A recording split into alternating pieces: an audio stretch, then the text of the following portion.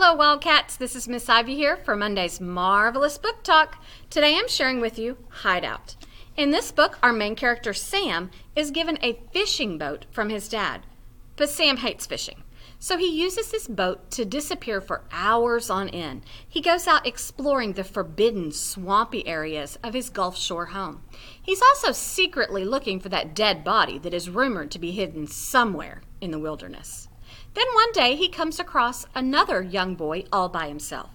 Davy is secretly repairing a run-down cabin deep in the woods.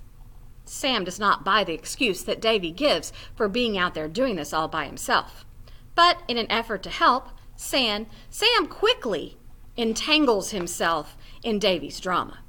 And the little lies turn into big lies as the danger increases.